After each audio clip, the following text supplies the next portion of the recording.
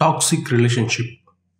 என்ன இந்த அருண் கேரக்டர் இவ்வளோ டாக்ஸிக்காக இருக்குது? படம் முழுக்க அருணோட டாக்ஸிசிட்டி தாங்க முடியாமல் திவ்யா எவ்வளோ கஷ்டப்படுறா. இதுவே வாழ்க்கை முழுக்க அவங்க கூட சேர்ந்து வாழ்ந்துருந்தானா அவள் வாழ்க்கையே நரகமாக போயிருக்கும். இப்படி திவ்யாவுக்காக கரிசனப்பட்டதை விட இந்த டாக்ஸிக் அருணை அடித்து காலி பண்ணுறதுல தான் ரொம்ப கவனமாக இருந்தாங்க ஆன்லைன் மக்கள்.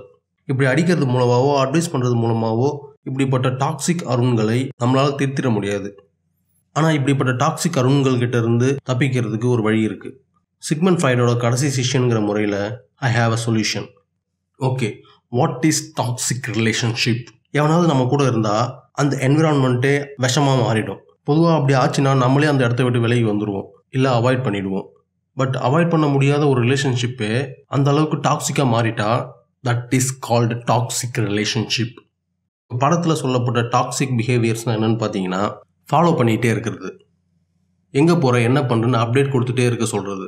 இது டாக்ஸிக்கா அப்படின்னு அந்த டாக்ஸிக் டார்ச்சர் பண்ணுறவங்ககிட்ட கேட்டால் நோ, அவன் இல்லைன்னு தான் சொல்லுவான். ஏன்னா அவனை பொறுத்த வரைக்கும் அல்லது அருணை பொறுத்த வரைக்கும் அது ஜஸ்ட் கேரிங். ஆனால் இந்த கேரிங் ஆப்போசிட்டில் இருக்கிறவங்களுக்கு டாக்ஸிக்காக மாறிடுது. நீங்கள் இதுலேருந்து எடுக்க வேண்டியது டாக்ஸிசிட்டி இல்லை, அந்த கேரிங்கை. அப்போ அந்த கேரிங்கை எப்படி எடுக்கிறது சொல்கிறேன்.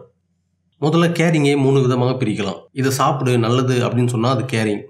இதை சாப்பிட்டா தான் நீ நல்லா இருப்ப அப்படின்னு சொன்னால் அது டாக்ஸிக். அதே இதை சாப்பிட்டா தான் நீ நல்லா இருப்ப இல்லைன்னா நாசமாக அழிஞ்சு போயிடுவ அப்படின்னு சொன்னால் அது டாக்ஸிசிட்டிக்கும் மேலே சரியான பைத்தியம் இல்லை, சரியாகாத பைத்தியம்.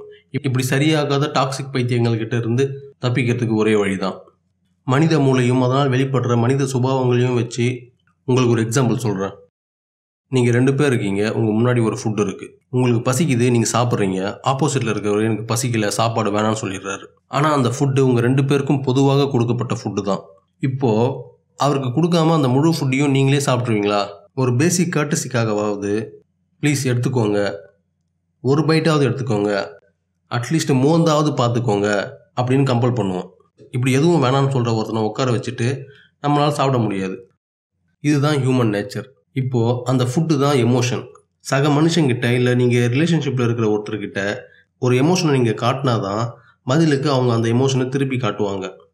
ஒரு பிஞ்சாவது அந்த எமோஷன் ஆப்போசிட்லேருந்து வந்தாகும். அப்போ தான் நீங்கள் அந்த எமோஷனை திருப்பி காட்ட முடியும்.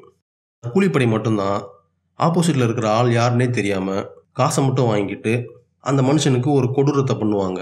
அன்டில் அன்லஸ் நீங்கள் ஒரு கூலிப்படியாக இல்லாத வரைக்கும், நீங்கள் ஒரு அன்னை தெரசாவாக இல்லாத வரைக்கும், நீங்கள் ஒரு இயேசுநாதராக இல்லாத வரைக்கும், நீங்கள் ஒரு KPY பாலாவாக இல்லாத வரைக்கும் எந்த ஒரு சராசரி மனுஷனாலையும் அன்பை வாங்காமல் அன்பை கொடுக்க முடியாது.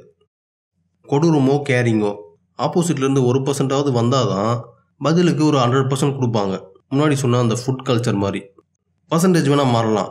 1% வாங்கிக்கிட்டு 100% கொடுக்கலாம், இல்லை 100% வாங்கிக்கிட்டு 1% கொடுக்கலாம். என்ன சொல்ல வரேன்னா, நீங்கள் ஒரு டாக்ஸிக் ரிலேஷன்ஷிப்பில் இருக்கீங்கன்னா லைக் திவ்யா, அருண். திவ்யாவுக்கு தான் அது ஃபஸ்ட்டு தெரியும் இது டாக்ஸிக் ரிலேஷன்ஷிப்பாக இருக்குது அப்படின்னு. திவ்யாவுக்கு தான் அது டாக்ஸிக்கே தவிர அருணுக்கு அது கேரிங். இது நிறுத்துறதுக்கு அருணோட ஓவர் கேரிங்கை கண்ட்ரோல் பண்ணுறதுக்கோ இல்லை கட் பண்ணுறதுக்கோ ஸ்டெப் எடுக்கணும்னா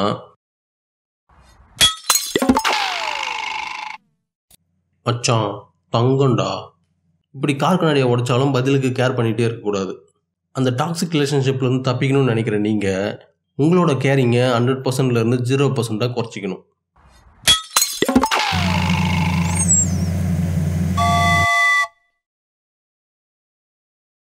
நான் மச்சான் போயிட்டா அவ்வளோதான்.